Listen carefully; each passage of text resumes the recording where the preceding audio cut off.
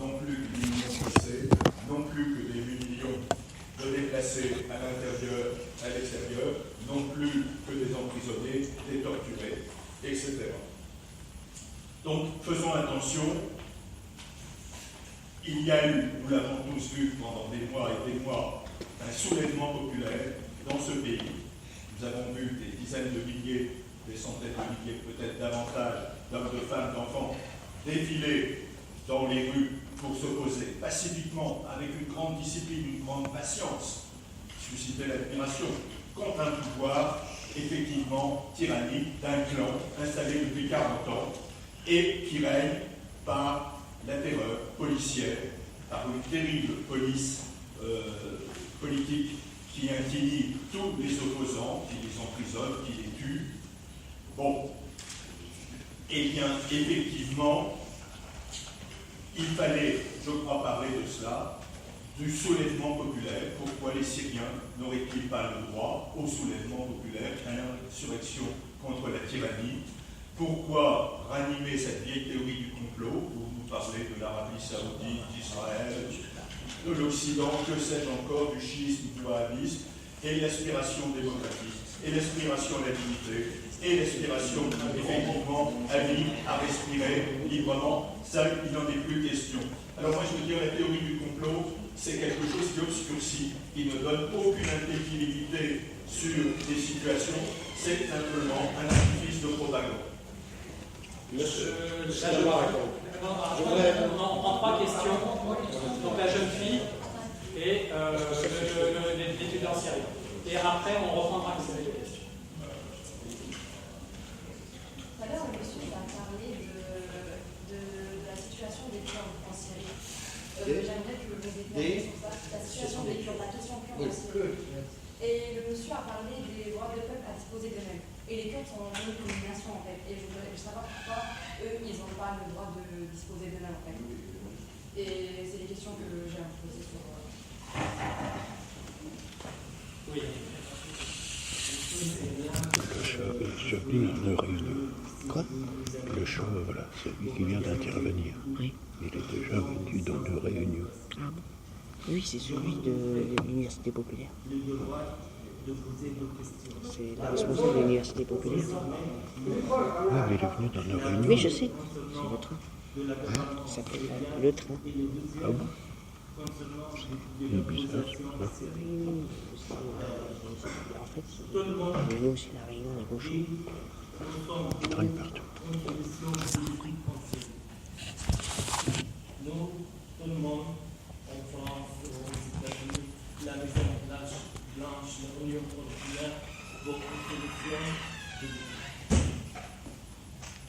La solution politique en Syrie, il a besoin d'une utilisation équitable, une utilisation laïque, une utilisation respecter la démocratisation, respecter les droits de l'homme, respecter en Syrie unique aussi et Syrie. Ma question exactement, pourquoi l'Union européenne et les Maisons Blanches essayaient de faire entre guillemets en absence pour l'utilisation syrienne réalité pour participer du dialogue politique à Genève. Est-ce que c'est clair ou pas? Moi, je propose parler en arabe, je vais traduire en simultané. Allez-y. كيف بالعربي وانا تفضل. كيف بالعربي. لماذا الولايات المتحدة؟ Pourquoi les États-Unis? لماذا الولايات Merci, monsieur, je dois vous répondre. Non, non, laisse-le. لماذا الولايات المتحدة الأمريكية والطيف الأبيض يسعى دائما إلى تبليغ المعارضة السورية المعارضة Alors, pourquoi la Maison-Blanche et les États-Unis tiennent à occulter l'opposition syrienne pacifiste et démocratique? يدعمون معارضة تشجع الإرهاب. Ils renforcent une opposition qui encourage le terrorisme et l'irhab الحل السياسي. Et la solution politique. Voilà la question. Ouais. Moi, j'allais proposer de répondre de la même manière que j'ai dit que la lutte contre la dictature n'est pas sélective, que le combat doit être global contre la dictature, l'arbitraire, la corruption. La compassion n'est pas sélective. J'ai la même compassion, la même solidarité avec les 1 million de personnes déplacées, les exilés de Syrie, que j'ai de ces 2 millions de déplacés d'Irak, des 300 millions de 2 millions de morts en Irak du fait de l'invasion américaine. Je viens d'un pays qui a connu 10 ans de guerre civile, le Liban. J'ai aussi la même solidarité, la même compassion. Je ne privilégie pas les souffrances du peuple syrien au détriment des souffrances du peuple irakien ou du peuple libanais. C'est l'ensemble de la région qui est saccagée par ces politiques de déstabilisation régionale dont l'enjeu est énergétique ou politique. Personne ne parle de ça. Y a-t-il ou non un soulèvement populaire en Syrie? Il y en a, mais il a été subjugué par les interdits. Est-ce anormal? Est-ce que c'est normal que les deux parrains de l'opposition offshore soient les deux pays qui ont participé au démembrement de la Syrie? Vous trouvez ça normal? Que les chefs de l'opposition soient des personnes de nationalité française émargeant sur le budget français? Qui n'ont qu'à démissionner, qu'ils aillent rejoindre leurs compatriotes en Syrie? Il y a un problème de dualité, pour ne pas dire d'un discours disjonctif occidental à ce sujet. Ceux qui perçoivent ce propos comme des théories de complot, c'est de leur permettre d'élaguer leur propre responsabilité dans un travail de lucidité. Cela dit, c'est une analyse qui vient du sud, du vision, parce qu'on en a pâti de ces interventions. C'est aux Arabes à régler leurs problèmes. C'est eux qui sont indépendants. Ils n'ont pas toujours, on ne peut pas demander qu'un mufti comme Karadawi implore l'OTAN de bombarder un pays. Mais attends, tu dis que tu es solidaire et tout, règle les problèmes entre vous. Pourquoi on va être tout le temps sous tutelle occidentale? Pourquoi c'est à eux à nous gérer? Il y a un problème de libre aspiration. Il y a le peuple syrien doit aspirer à la dignité et à la liberté, à l'autodétermination, l'ensemble du peuple arabe. Ils ne sont pas exemptés du pétromonarchie, car ça va marcher chez eux pour privilégier leur survie. On demande aux Occidentaux de faire une table et de casser tantôt l'Irak, tantôt la Syrie, et d'annihiler toute opposition à un régime politique. Il y a des choses, un combat à mener en Syrie, un combat démocratique, démocrate, et j'en fais partie. Je suis l'hôte d'honneur de la conférence de l'opposition démocratique syrienne à Genève. Est-ce que je peux répondre C'est ça le problème. Il y a des démocrates. On ne veut pas émarger sur le budget d'étrangers. On ne veut pas être encadré par des conseils étrangers. On meurt nous-mêmes. Mais si, monsieur, on mène le combat. Au Liban, on a mené un combat sans armes. Monsieur, j'aimerais répondre très brièvement. Donne-moi même, dis-moi le nombre de minutes, il n'y a aucun problème. Je suis habitué à 2-3 minutes. 2-3 minutes. Monsieur, moi, je n'ai pas parlé de complot. Du tout. Je n'ai même pas dit de prononcer le mot complot. Celui qui a vraiment des preuves que c'est un complot, c'est Roland Dumas, qui a dit que quand il était de passage à Londres, il a rencontré des responsables et ils lui ont proposé de casser la Syrie. Je peux vous renvoyer sur le net, vous verrez la déclaration de Dumas. Ceci, moi je ne suis pas pour, en tant que géopoliticien, pour les théories complotistes. Mais il y a des blocs en géopolitique. Ces blocs sont stables, vous voyez. Il y a des ennemis à la Syrie et des amis. Ok? Bien. Maintenant, à chaque chose qui arrive, incident nouveau, par exemple le printemps arabe, ces constantes, vous voyez, vont nous diriger vers une situation qui peut faire croire à un complot, mais en fait qui ne l'est pas. C'est simplement l'opposition. Les États-Unis veulent régler leur compte avec l'Iran. Israël veut régler ses comptes avec le Hezbollah et la Syrie. Elle ne peut tolérer une force de 70 000 missiles à ses frontières nord. Bien, quand j'en parle, moi, et que d'autres pays rejoignent dans les variables ces constantes qui s'opposent, ça peut paraître comme un complot, et ce n'est pas. Ça peut devenir, en évoluant, un complot. Est-ce que vous me comprenez?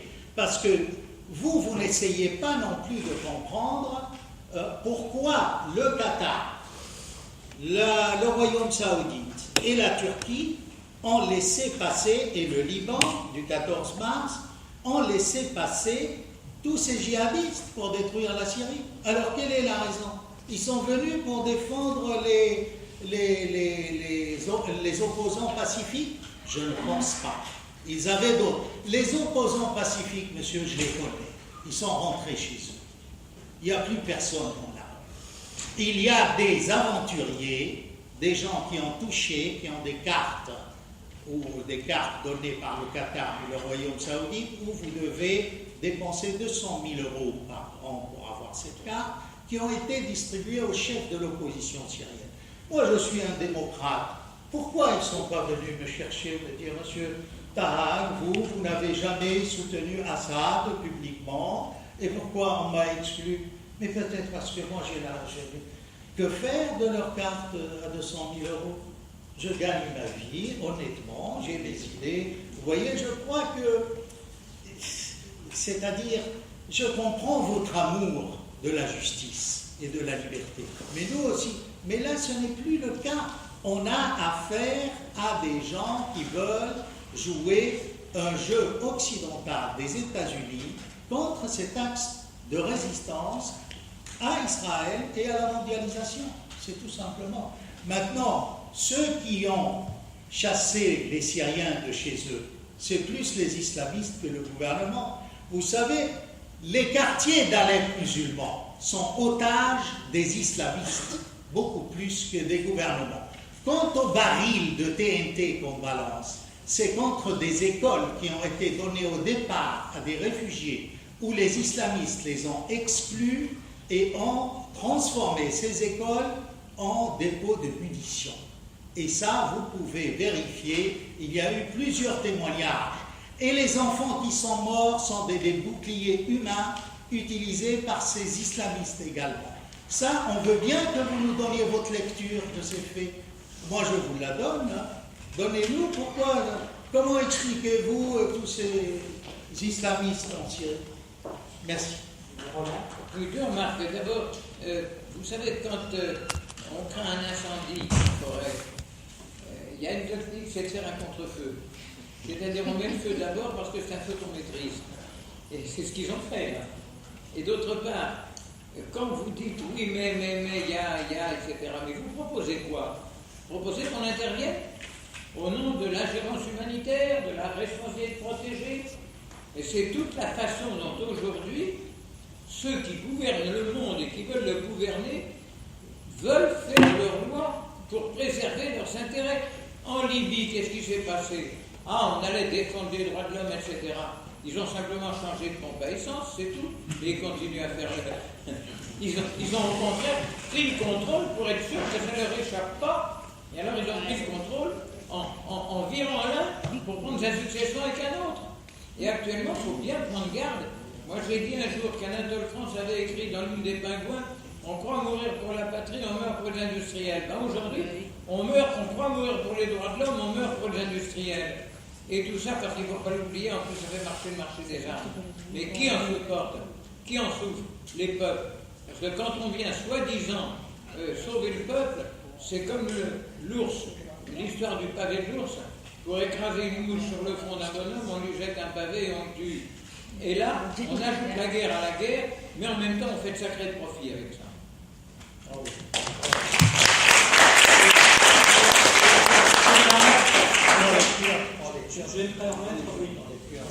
Je vais me permettre d'abord une double réponse par rapport à ça.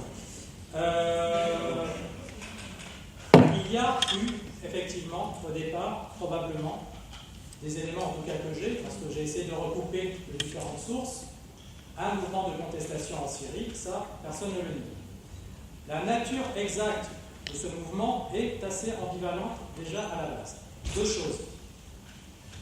Il y a eu des dizaines de milliers, peut-être des centaines de milliers de manifestants sur une population de 23 millions d'habitants.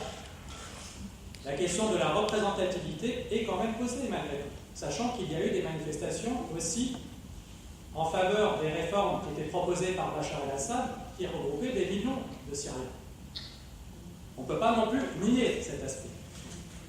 D'un autre côté, ambivalence aussi sur autre chose, sur la nature profonde de ce mouvement. Je J'estime à titre personnel que la majorité assez large des gens qui manifestaient pour des revendications démocratiques et en toute bonne foi. C'est une chose. Mais il n'empêche que dès le début des manifestations, il y avait des gens aussi qui manifestaient et qui tentaient de noyauter les manifestations. Et c'est pour ça que les manifestations ont décliné très fortement avec des revendications qui étaient rejetées par le peuple syrien. En l'occurrence, par exemple, en termes de revendications, il y a un slogan qui résume tout ce que ces gens, justement, ont dans la tête. Ils sortaient des mosquées en scandant les Alaouites au tombeau, les chrétiens à l'autre. C'est-à-dire qu'ils appelaient au génocide, je ne dis pas le mot génocide pour rien, le génocide de 15% de la population et la déportation de 15 autres %. Au moins. Au moins parce qu'il y en a d'autres aussi qui ont été touchés, à savoir les soufis, les kurdes aussi, qui ne sont pas très appréciés par les islamistes, justement. Les Arméniens. D'ailleurs, je me permets au passage de faire remarquer, puisque notre ami parlait à juste titre d'opposition démocratique et pacifique syrienne, qui existe toujours, pas les rebelles, d'autres. Il y a une organisation en particulier qui s'appelle le CCND, dont font partie justement le principal parti kurde de Syrie. Cette coalition, par exemple, et ça, bizarrement, c'est complètement nié par les médias, en tout cas, il y a censure totale sur la question, accuse les rebelles et les islamistes d'avoir fait usage de gaz sarin contre les populations kurdes et alaouites, au passage. Oui. Donc, on est dans une situation où on se rend compte, à propos justement de cette histoire de gaz chimique, que visiblement ces rebelles sont accusés par d'autres opposants de posséder du gaz sarin. Je rajouterai quand même une chose, un élément aussi sur cette histoire de gaz sarin. Il y a eu une étude du MIT, donc une étude américaine, d'ingénieurs américains indépendants, qui a établi que cette histoire de missile à tête chimique qui a touché la Ghouta, c'est oriental ou occidental ? La Ghouta, qui a failli provoquer justement donc une intervention militaire contre la Syrie, ne pouvait pas provenir, pour des raisons balistiques, des lignes de l'armée syrienne. Donc si elles ne proviennent pas des lignes de l'armée syrienne, d'où proviennent-elles? Et qui a fourni les armes chimiques? Et dans quel but? Il y a quand même un certain nombre de questions qui sont posées, qui me semblent assez légitimes par rapport à des sources qui sont elles-mêmes des sources venant d'une certaine opposition syrienne qui n'a rien à voir avec cette rébellion qui, à mon avis, est une tentative de captation du mouvement populaire qui avait lieu en Syrie et qui n'a aucune légitimité à s'en réclamer. Vous savez, monsieur, à la fin du mois, l'ambassadeur des États-Unis auprès de l'opposition va être relevé de ses fonctions. Et le prince Van der Bellen aussi a été relevé de ses fonctions. Donc, ça, c'est deux grosses victimes de cette affaire chimique. C'est pas complot, c'est les amis. Ça, il faut savoir. Mais là, vous trouvez, c'est qu'on a dit entre Charles et Bessila, c'est-à-dire on fuit en là, pas vous tomber dans l'autre. Tous les dictateurs. Non, mais vous, particulièrement, vous naviguez entre Charles et Bessila, c'est-à-dire qu'en fuyant l'Occident, vous tombez dans les mains de la Russie et de la Chine. On n'a pas dit ça. La lutte contre toutes les dictatures. La victime dans tout ça, c'est d'abord on dit Karim. C'est qu'il y a des morts syriens tous les jours. Et cela, on ne les voit pas. C'est une question. Mais les morts syriens sont du côté de l'armée et du côté de la population. Il y a des deux côtés. Il n'y a pas unilatéralement des morts de l'armée qui tuent les autres. Les autres aussi tuent. Les déplore tous les morts. Le guerre civile, c'est une mort des deux côtés. Responsables des morts syriens, c'est l'opposition. On leur a dit dans leur tête, n'est-ce pas? Moi, ça fait 40 ans que je suis à Paris. L'opposition, s'il te plaît, l'opposition syrienne, entre guillemets, je la connais. J'étais ici à Paris avant. D'accord? Alors, c'est des gens, soit qui ont des problèmes personnels, à juste titre, qui ont été maltraités par le pouvoir pour X raisons. Laisse-moi. Cette opposition a fait un petit rapport à Alain Juppé, bourré d'erreurs, truffé de choses inimaginables, pas un rapport d'expert. On lui a fait croire que l'affaire d'Assad, en 2 mois, c'est comme. Il suffit. On lui a même proposé de bombarder le palais présidentiel. C'est Kodmani qui a dit ça une fois à la télé. Mais c'est tout simple, vous balancez sur le palais, puis ça fait. Et puis nous on vient, on prend le pouvoir. Ces gens-là manquent d'éthique parce que c'est des amateurs de politique. Tu ne peux pas t'improviser leadership politique. Tu l'es ou tu ne l'es pas. Tu as le charisme, tu l'as pas. C'est des gens qui n'ont aucun charisme. Dis-moi qui est le leadership de tous ces gens-là depuis le début. Zéro. Personne. Qui est leur leadership? On est passé au début de je ne sais qui a été Boaz al-Khatib, qui a dit aux Américains pourquoi vous mettez les islamistes sur la liste des terroristes. Après on l'a viré, on a apporté un contrebandier de cigarettes et de drogue. Gerba, le lépreux. Pas le lépreux, excusez-moi, le galeux. Hein? Parce que la gale, c'est le jara. Alors, après cela, on a dit non, on va prendre Safi. Mais qu'est-ce que c'est que cette... Il y a, moi, je te dirais, qu'à ça tombe ou pas, je poursuivrai juridiquement cette opposition pour crimes contre l'humanité et crimes de guerre. Parce qu'ils ont fait de l'amateurisme politique. Ils ont vendu leur peuple, ils ont accepté la militarisation par le Qatar. Il faut lire leur truc, et le Qatar qui payait. C'est ça, voilà. C'est pas le gouvernement Assad qui est responsable des massacres. Ce sont ces gens-là qui ont fait de l'amateurisme. Moi, je ne soutiens pas l'opposition ni personne. Moi, je me dis que l'opposition, elle représente elle-même, c'est-à-dire qu'elle représente même les Syriens. Donc, la victime dans tout ça, c'est le peuple syrien. Oui. Il y a des morts tous les jours, ça il faut le savoir. Et on ne peut rien faire pour arrêter ça. Donc là, vous attaquez par exemple les Wahhabites, l'Arabie Saoudite, tout ça. Moi je dis que ce n'est pas la solution. La solution c'est de. Vous avez parlé de croissant chiite, je ne sais pas quoi. Vous conciliez le croissant chiite avec le croissant sunnite, comme vous dites. La solution, elle est entre l'Arabie Saoudite et l'Iran. Si vous conciliez ces deux-là, le problème est résolu. Monsieur, le jour où l'Arabie Saoudite ne vendra pas l'islam, les musulmans, le monde arabe, et utilisera ses rentes pétrolières pour le peuple, c'est là où on aura la solution, non simplement pour la Syrie, mais pour tout le monde musulman et tout le monde arabe. C'est ça. Le vrai ennemi n'est pas dans la force. Viendra un jour, écoute-moi, cher ami, viendra un jour où la Mecque sera libérée. Parce que le wahhabisme est une secte. Et une secte anti-islamique.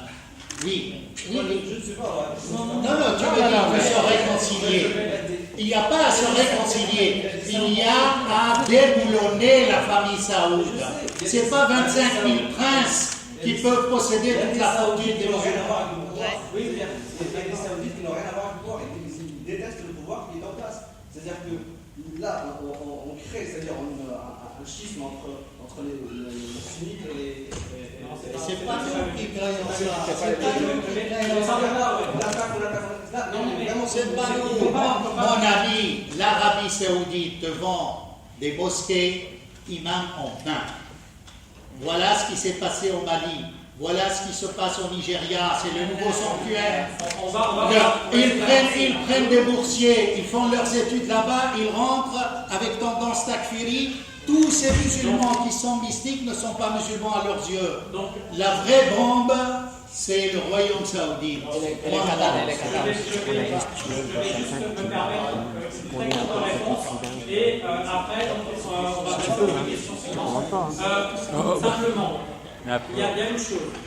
Comme l'ami syrien était en train d'essayer de m'expliquer, il y a une opposition pro-occidentale pour la sortie du néant ou presque, uniquement à but de déstabilisation de la Syrie et éventuellement de prise du pouvoir, qui ne représente rien, mais il n'empêche qu'il y a aussi une opposition démocratique qui représente quelque chose. Après, c'est pas celle-là qu'on a privilégiée et celle-là se retrouve aujourd'hui prise en écoute. Ça, c'est une réalité aussi. Ceci dit, il y a des choses qui bougent et ça vient des Syriens eux-mêmes. À un moment, il ne faut pas non plus se voiler la face.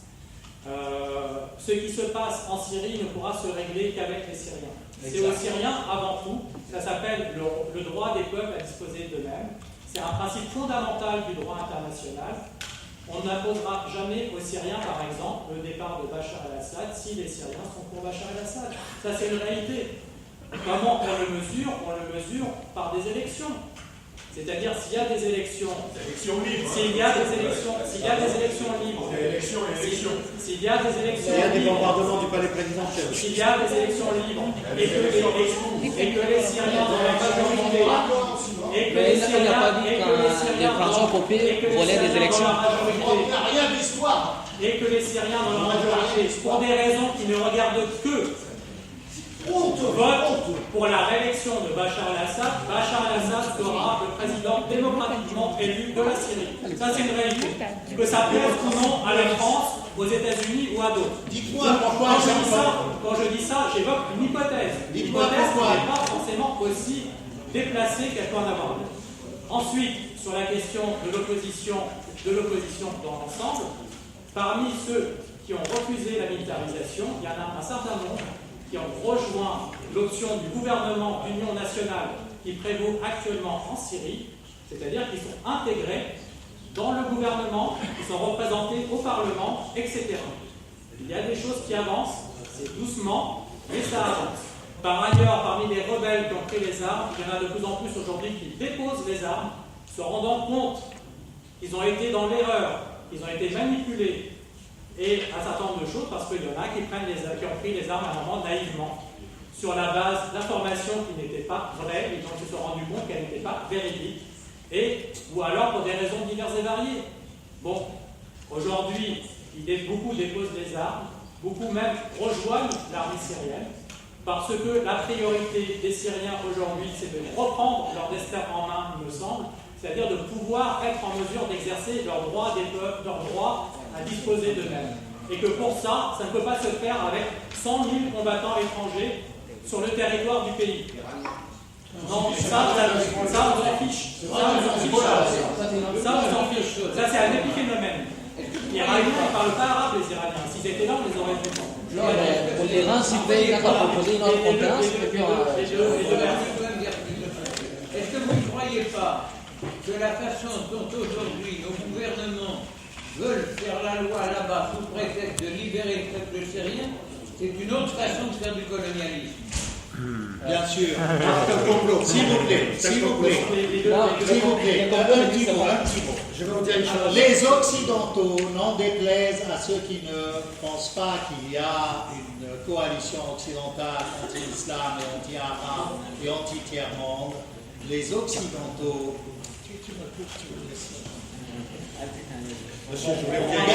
gagnent sur les deux tableaux. Comment ils gagnent sur les deux tableaux? Que les musulmans soient massacrés, ce sont des extrémistes. Que l'armée syrienne soit massacrée, c'est un bénéfice tout est bénéfice pour les Occidentaux. Alors voilà. Les islamistes en Syrie disaient les fiançailles sont à Damas, mais les noces sont à Alger. Quand je disais cela, on rigolait.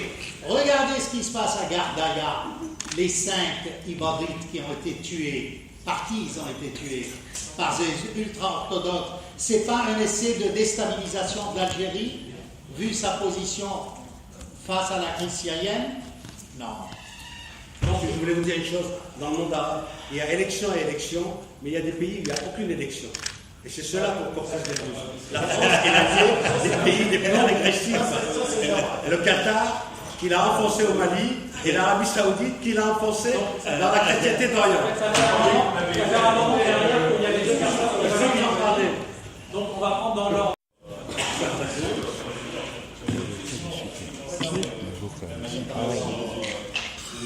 Il casse tout. Il casse tout.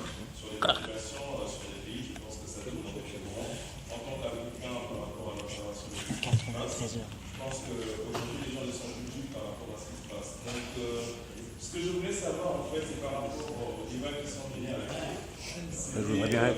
savoir pourquoi il n'y avait pas, en fait, qu'est-ce qui empêche qu'il y ait des débats contradictoires. Parce que ce dont on assiste aujourd'hui à la télé, c'est des gens qui soutiennent la politique médiatique, la propagande médiatique qui est faite. Et il n'y a pas de contradicteur, donc on a plus des gens qui soient. C'est l'émission, c'est dans l'air. Voilà. Tout le monde est d'accord. Et Assad est tortionnaire de son peuple et dictateur. Voilà. Pour moi, je pense qu'il y a un point diplomatique ici en France sur la Syrie. Pourquoi on ne voit pas des diplomates syriens et opposants comme vous, enfin ceux qui ont un discours un peu différent de ce qu'on balance à la télé? Pourquoi ne dit pas des gens comme ça qui peuvent décider de là par rapport à deux poids et deux mesures en essayer de trancher? Mais vous parlez de la télé? Non, mais laisse finir la série de questions. Non, mais pourquoi Oui, je parle de la télé en fait, par rapport aux questions, par rapport au débat contradictoire en fait. On n'a pas à la télé aujourd'hui. On n'est pas invité. Laisse finir la série de questions. Oui,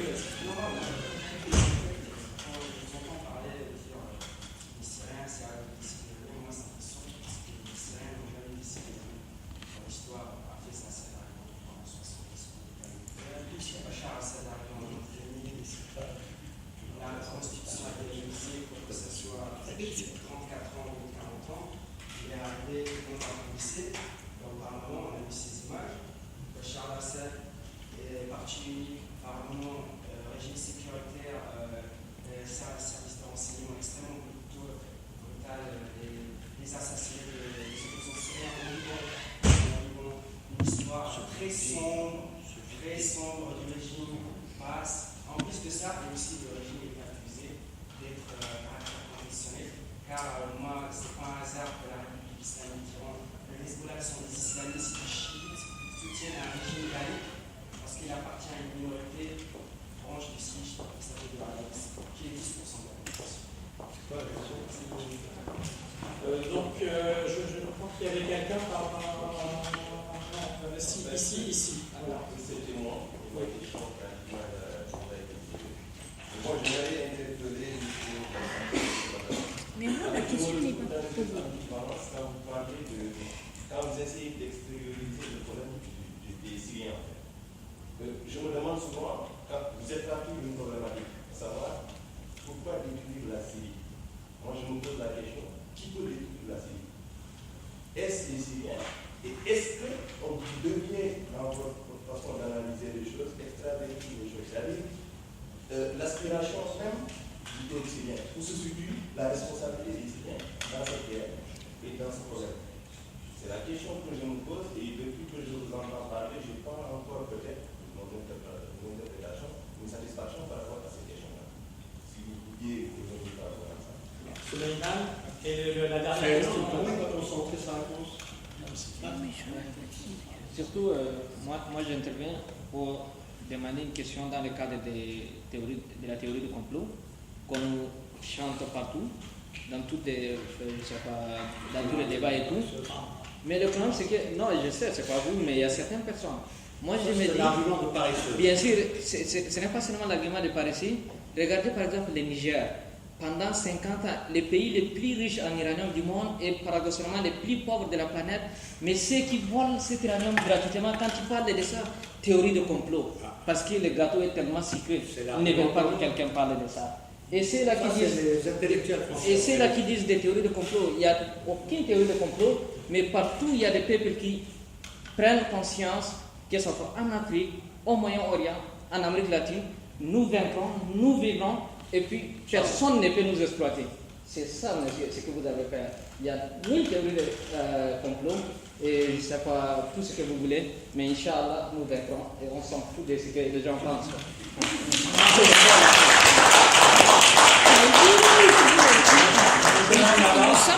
Pour conclure. Et puis après, on va. Non. En fait, la seule question que je vais répondre, là, à chaque fois qu'il y a une intervention des Occidentaux, que ce soit en Afrique ou que ce soit dans le monde arabe, les fruits qui restent derrière eux, c'est une instabilité politique, une guerre civile.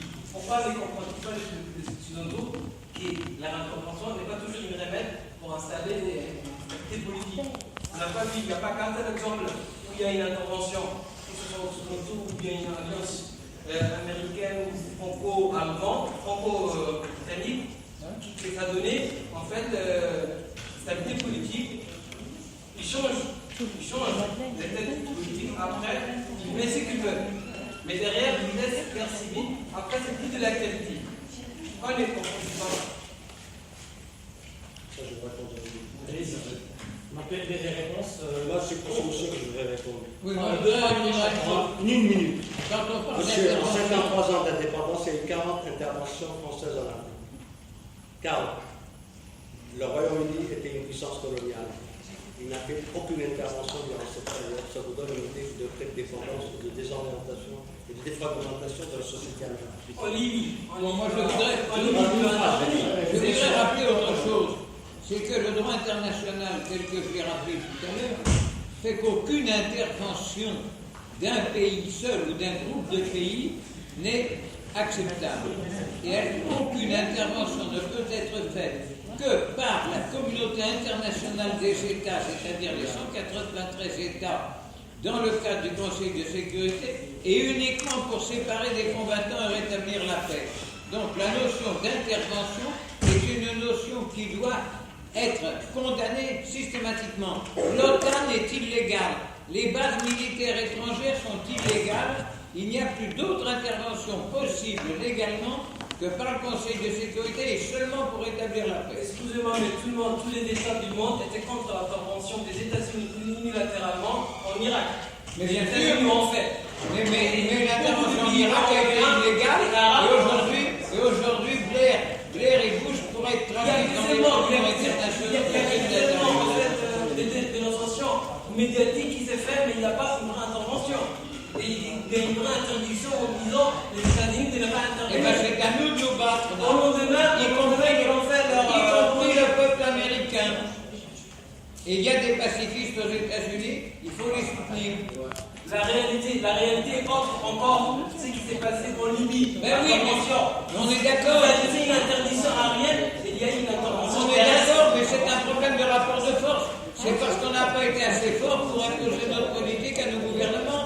C'est nous que ça regarde. Je peux répondre à la question des Kurdes. Alors, donc, je vous dirais que d'après le traité de Sèvres, les Kurdes avaient le droit au Kurdistan. Et un grand Kurdistan, actuellement, la plus grande partie du Kurdistan ne se trouve pas en Syrie, se trouve en Turquie. Les Kurdes de Turquie représentent plus de 20 millions d'habitants. Il y a parmi eux 2, 3 à 4 millions de chiites. C'est important, les données confessionnelles. Le reste est sunnite. Mais, dès que vous touchez au problème du droit des peuples à disposer d'eux-mêmes, il y a eu même une sentence, n'est-ce pas, au niveau juridique, après celle qui donnait une patrie non seulement aux Kurdes, mais aux Arméniens. Les Arméniens qui ont été massacrés. La Turquie, l'élément turc et turcophone ottoman, n'est pas, si vous voulez, l'élément dominant, contrairement à ce qu'on pense. Il a été, imposé. Par exemple, si on revendique le Kurdistan, moi je suis pour, je ne vous cache pas, je ne vois pas pourquoi les Kurdes n'auraient pas un État.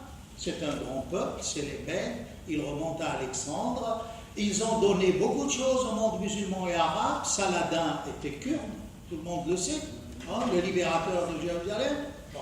Maintenant, vous prenez les Arméniens, je ne vois pas comment l'Europe oublie le dossier arménien. L'Arménie occidentale, selon le traité de Sèvres, et la sentence de Wilson, en fait, c'est une sentence arbitrale qui n'est pas caduque. Cette Arménie occidentale qui se trouve en Turquie est la propriété des Arméniens de la diaspora, qui sont 8 millions. Vous continuez, vous prenez par exemple ces gens qui ont été persécutés. Vous avez les Alévis, dont fait partie Hassan. Sélim Ier, en 1518, en rentrant du Caire, a massacré près de 400 à 500 000 Alévis sur son passage. Donc, vous prenez maintenant la partie kurde de la Syrie. Je dis la partie kurde, je n'ai pas dit le Kurdistan. Cette partie, historiquement, c'est la haute Mésopotamie, selon les géographes arabes, on l'appelle la Jazira, El Jazira, la petite île par rapport à la grande île qui est l'Arabie. Qui se trouve dans cette zone kurde? Vous avez des Syriaques des chrétiens syriaques, des Arméniens, des Arabes bédouins de différentes tribus et des Kurdes. La majorité kurde n'est que récente, suite à l'intervention américaine en Irak. Nous, quand on a reçu, je dis nous, moi je fais partie de la Syrie, je suis toujours syrien, quand on a reçu les Kurdes en Syrie, aucun pays ne nous a aidés. On n'a pas reçu de dons pour les réfugiés. Quand les Irakiens se sont réfugiés chez nous, plus de 2,5 millions, on n'a pas eu d'aide. On les a... Alors, maintenant, si vous lancez cette histoire d'autonomie, ça ressemble beaucoup à la France. Vous allez... Non, mais je vous dis, non, parce qu'il y a des tendances indépendantistes. Je vous rappelle que la Syrie donne aux Arméniens le droit d'enseigner leur langue, le droit de faire le service militaire.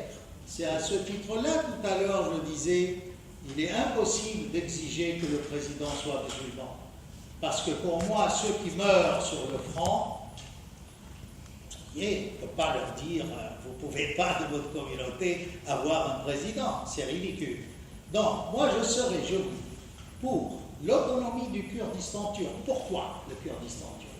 Parce que politiquement, ils sont organisés, ils sont rassemblés. C'est un pays et qui s'est déclaré solidaire des Arméniens. N'oubliez pas que les Arméniens ne veulent pas dire chrétiens. Il y a des Arméniens musulmans, il y a des Arméniens kurdisés, il y a des Tcherkesses, parce que quand on a chassé et tué les Arméniens, on a importé les musulmans des Balkans, 3 à 4 millions de Tcherkesses, pour leur donner le territoire des Arméniens avec les Kurdes, vous voyez? Donc, et je serais, moi, si j'étais responsable syrien, je ne le suis pas, de donner, même si la Turquie est contre, un canal jusqu'à la mer, c'est un peuple frère, les Kurdes. Alors, si maintenant, dans la nouvelle Syrie, il y a, on fait des districts ou des muhafazat, comme on dit, des départements, où il y aurait peut-être une autonomie relative qui gère sa population, pourquoi pas? Mais c'est au peuple syrien de décider. Mais je ne crois pas que l'État syrien a persécuté ces minorités. Au contraire, les Arméniens, c'est les Turcs qui les ont massacrés, nous on les a mis chez nous. À Deir ez-Zor, le monument pour le massacre des Arméniens se trouve à Deir ez-Zor. Les Kurdes, ils ne sont pas que dans le nord. Il y a au nord d'Alep, il y a au nord de Damas, voyez-vous. Il y a des Kurdes qui remontent à Milan, il y a des Kurdes qui remontent à l'attaque de 91 contre l'Irak, voyez-vous. Voilà. Je voulais vous demander, après la Syrie, est-ce qu'il y a la possibilité de lancer des complots, enfin, entre guillemets complots, comme on suscite pour le cas de l'Iran ou de la Turquie, parce que comme ils ne veulent pas d'État fort là-bas, enfin, la Turquie aujourd'hui elle est très forte dans les politiques internationales. Alors, il y a un petit souci, c'est qu'il est censé y avoir un cours à 17h. Donc, moi, ce que je vous propose, on a réservé un amphithéâtre en bas, qui est l'amphithéâtre Ruskin, pour suivre éventuellement la discussion dans un cadre un peu plus informel. Ce que je vous propose, c'est de descendre en bas ensemble en Ruskin, et on va aller acheter d'ailleurs de quoi boire, parce que là, je crois qu'on est tous un peu... Est-ce que je peux offrir mon chapelet à mon collègue? C'est un chapelet, si vous êtes religieux. Si vous êtes laïque, c'est pas passe-temps. On descend ensemble en bas.